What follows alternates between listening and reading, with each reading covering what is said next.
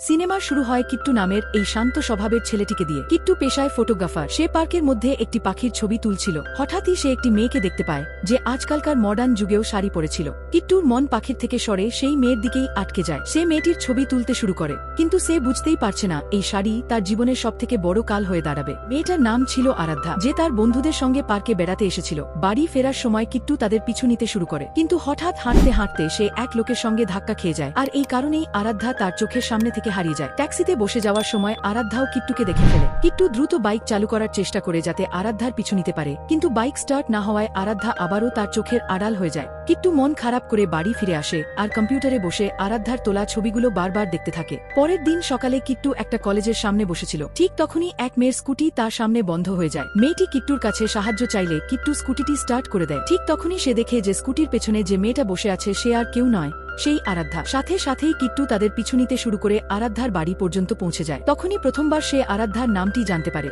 বাড়ি ফিরে আরাধ্যা ভীষণ রেগে যায় আর মায়ের ওপর চিৎকার শুরু করে। আসলে তার ভাই রাজ কলেজের এক ছেলেকে অনেক মারধর করেছিল, কারণ ছেলেটি আরাধ্যার ইনস্টাগ্রাম পোস্টে খারাপ কমেন্ট করেছিল, যা রাজ একদম সহ্য করতে পারেনি। কিন্তু ব্যাপারটা এখানেই শেষ হয় না। আরাধ্যা বাইরে এসে নিজের ভাই রাজের ওপরও রাগ ঝাড়তে থাকে। সে বলে, সবারই গিয়ে মারিস না, গোটা কলেজে আমার নাম খারাপ হচ্ছে।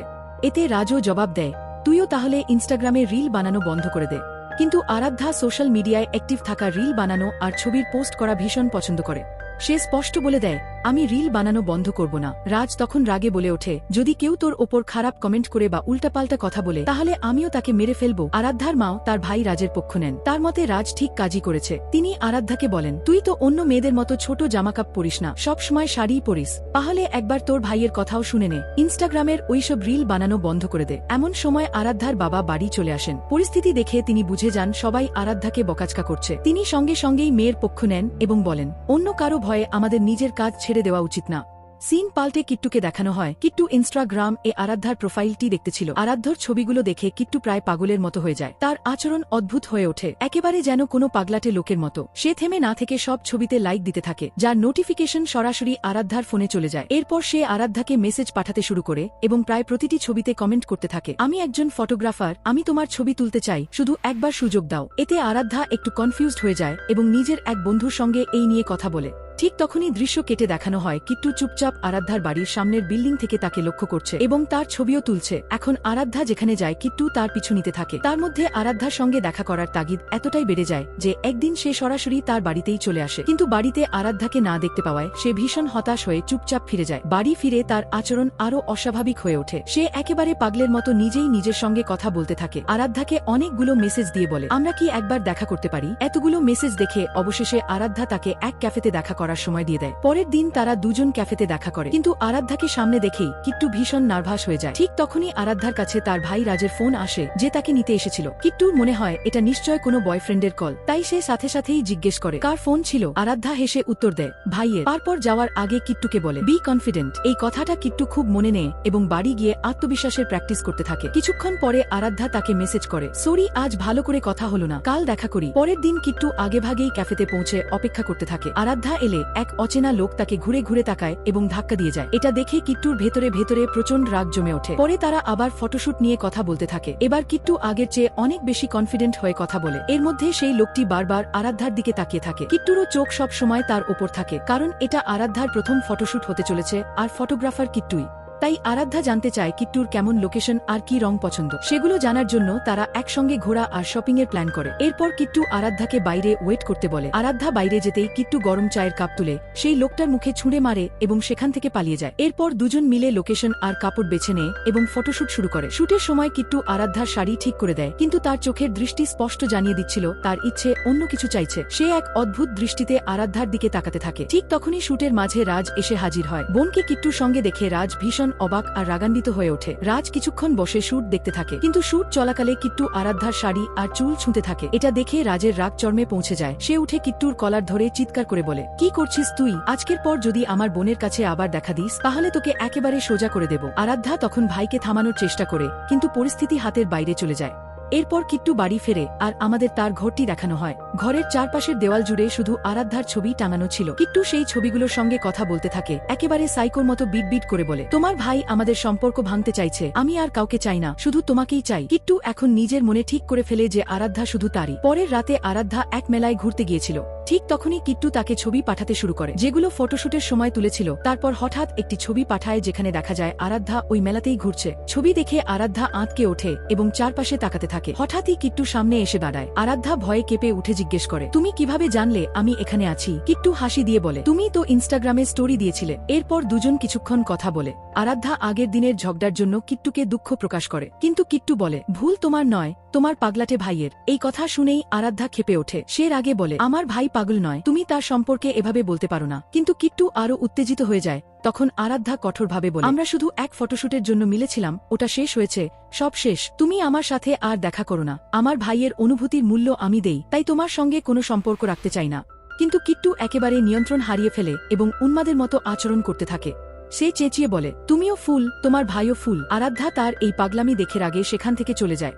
পরের দিন কিট্টু নিজের গেটআপ পাল্টে বের হয় এবং আবার আরাধ্যার পিছু নিতে থাকে। একদিন আরাধ্যা বাড়ির বাইরে বাজার করতে এলে কিট্টু লুকিয়ে তার ছবি তুলতে থাকে। যখন রাত জানতে পারে যে কিট্টুর ঘর ভরা শুধু আরাধ্যার ছবিতে, তখন তার রাগ চর্মে পৌঁছায়। সে কিট্টুকে ধরে প্রচণ্ড মারধর করে, কিন্তু আশ্চর্যের বিষয় হলো এত মার খাওয়ার পরও কিট্টু না কাঁদে না চিৎকার করে, শুধু চুপচাপ সহ্য করে। মারধরের পর রাজ তাকে কড়া হুঁশিয়ারি দেয়, এবার যদি আবার আমার বোনের নামও মুখে আনিস তাহলে তোকে মেরে ফেলবো। কিন্তু রাতে কিট্টু আবার আরাধ্যাকে মেসেজ পাঠায়, এখন তো তুমি তোমার ভাইয়ের কথা মানতে শুরু করেছো, এবার শুধু তোমার ভাই নয়, তোমার মাকেও শেষ করে দেব। সেই সময় আরাধ্যা জানালার পাশে বসেছিল। পর্দা সরাতেই দেখে কিট্টু নিচে দাঁড়িয়ে আছে। তাকে দেখে আরাধ্যা ভয়ে কেঁপে ওঠে। পরের সকালে আরাধ্যা তার বাবা, মা আর ভাইকে সব সত্যি বলে দেয়। তখন তারা সিদ্ধান্ত নিয়ে এক পরিচিত এসআই এর সঙ্গে কথা বলবে, যাতে চুপচাপ বিষয়টা মিটিয়ে ফেলা যায় আর বদনামও না হয়। পুলিশ কিট্টুকে ধরে থানায় নিয়ে যায় এবং জেরা করতে থাকে। কিট্টু জবাব দেয়, আমি আর আরাধ্যা একে অপরকে ভালোবাসি, কিন্তু তার পরিবার আমাদের মিলতে দিচ্ছে না। কিন্তু পুলিশ তার সামনে এক কাগজ রাখে, যেখানে আরাধ্যা নিজেই লিখিত সাক্ষ্য দিয়েছে যে কিট্টু তাকে ভয় দেখিয়েছে এবং তার পিছু নিয়েছে। কিট্টু বিশ্বাসই করতে পারে না এবং বলে, এটা ওর পরিবার চাপ দিয়ে লিখিয়েছে, আমি জানি ও আমার পরীক্ষা নিচ্ছে। পুলিশ ছেলেটার মাথার ঠিক নেই, তাই শেষবারের মতো তাকে কড়া হুঁশিয়ারি দিয়ে ছেড়ে দেয়। রাতের সময় আরাধ্যা বাড়ি ফিরছিল। ঠিক তখনই সামনে থেকে একজন লোক আসে, কিন্তু সে অটোতে উঠে চলে যায়। এতে আরাধ্যা কিছুটা স্বস্তি পায়, কিন্তু বাড়ির দিকে একটু এগোতেই হঠাৎ কিট্টু পিছন থেকে এসে তাকে ধরে টেনে নিয়ে যায়। সে আরাধ্যাকে জোর করে একটি নির্জন জায়গায় নিয়ে গিয়ে নির্মমভাবে মারধর করতে শুরু করে আর তাকে নির্যাতন করতে করতে বলে, তুমি আমাকে ভালোবাসো কিন্তু কখনো প্রকাশ করনি। আরাধ্যা কাঁদতে কাঁদতে বলে, আমি কখনো বলিনি আমি তোমাকে ভালোবাসি, এটা তো তুমি নিজের মাথা থেকে ভেবেছ। কিন্তু তখন কিট্টু পুরোপুরি উন্মাদ হয়ে গেছে। আর দৃঢ় বিশ্বাস আরাধ্যা তাকে ভালোবাসে, কিন্তু তার পরিবার তাদের আলাদা করেছে। সে আরাধ্যাকে বলে, এখন তুমি কয়েকদিন আমার সাথেই থাকবে। ঠিক তখনই বাইরে হঠাৎ গেট খোলার শব্দ হয়। এটা শুনে আরাধ্যা জোরে চিৎকার করতে থাকে। কিট্টু তখন তাকে এক জোরালো চড় মারে, যার জন্য আরাধ্যা মাটিতে পড়ে যায়। কিট্টু নিজে লুকিয়ে পড়ে। আরাধ্যা কষ্ট করে কিছু বলতে চায়, কিন্তু লোকটি তার ভাষা বোঝে না। আরাধ্যা কোনোভাবে তার ফোনটা নেয় এবং ইশারায় বাইরে যাওয়ার পথ জিজ্ঞেস করে। লোকটি গেট পর্যন্ত যায়, কিন্তু দেখে গেট আগে থেকেই লক করা। কিট্টু তাদের আগেই গেটটি বন্ধ করে লুকিয়ে পড়েছে। তখন দুজনে মিলে অন্য কোনো বেরোনোর পথ খুঁজতে শুরু করে, কিন্তু হঠাৎ কিট্টু আবার পিছন থেকে ওই লোকটির উপর হামলা করে। পাশে রাখা হাতুড়ি তুলে নিয়ে সে লোকটিকে নিষ্ঠুরভাবে মারতে থাকে। আরাধ্যার পাশে থাকা একটি পাথর তুলে কিট্টুকে মারতে যায়, কিন্তু ভুল বশত পাথরটি ওই লোকটির উপরই পড়ে যায়। এটা দেখে কিট্টু হেসে বলে, তুমি আমার সাহায্য করছো, তুমিও চাও লোকটিকে আমি মারি, এবার দেখো আমি কিভাবে ওকে মেরে ফেলি। কিট্টু ওই মানুষটার মাথায় বারবার পাথর দিয়ে আঘাত করতে থাকে, এত নিষ্ঠুরভাবে মারে যে সেখানেই লোকটা মারা যায়। এটা দেখে আরাধ্যা চিৎকার করে কাঁদতে থাকে। সে ভেতর থেকে একেবারে ভেঙে পড়ে যায়। তখন তার মনে হয় এই পাগলের থেকে বাঁচার একটাই উপায় আছে, ওকে মিথ্যে ভালোবাসার ভরসা দেওয়া। তাই সে কিট্টুকে বলে বসে, আই লাভ ইউ। যেইমাত্র আরাধ্যা তাকে আই লাভ ইউ বলে, কিট্টু তার কাছে চুমু চায়। আরাধ্যা না বলতে পারে না। কিট্টু জোর করে চুমু খেয়ে নেয়। এরপর আরাধ্যা তার সঙ্গে স্বাভাবিক আচরণ করার চেষ্টা করে। আরাধ্যা বলে, আমার খিদে পেয়েছে, আমাকে কিছু খাবার এনে দাও। কিট্টু বাইরে খাবার আনতে যায়। সেই সময় আরাধ্যা মৃত লোকটার ফোন খুঁজে পায় এবং বাড়িতে কল করার চেষ্টা করে, কিন্তু সেখানে নেটওয়ার্ক না থাকায় ফোনটা কাজ করে না। ওদিকে কিট্টু ফিরে এসে দেখে আরাধ্যা নেই। তখন আরাধ্যা আবারও বলে বাইরে গিয়ে সব ঠিক করতে হবে, কিন্তু কিট্টু বলে, আগে একটা জরুরি কাজ আমাদের শেষ করতে হবে, তারপর যাব। সে গিয়ে নিজের গেটআপ বদলায় এবং একটা কেক নিয়ে আসে। কিট্টু জানায় আজ তার জন্মদিন, তাই সে নিজের থেকেই গিফট আর সারপ্রাইজ প্ল্যান করে রেখেছিল। কিট্টু জোর করে আরাধ্যাকে দিয়ে কেক কাটায়। এরপর বলে, তোর ভাই অনেক ঝামেলা করেছে, ওকে তো শাস্তি পেতেই হবে। আরাধ্যা কিছু না বুঝেই ভয়ে ভয়ে হ্যাঁ বলে দেয়। এরপরে কিট্টু নিজের সারপ্রাইজ হিসেবে রাজ অর্থাৎ আরাধ্যার দাদাকে দেখায়, যাকে সে অপহরণ করে এনেছে।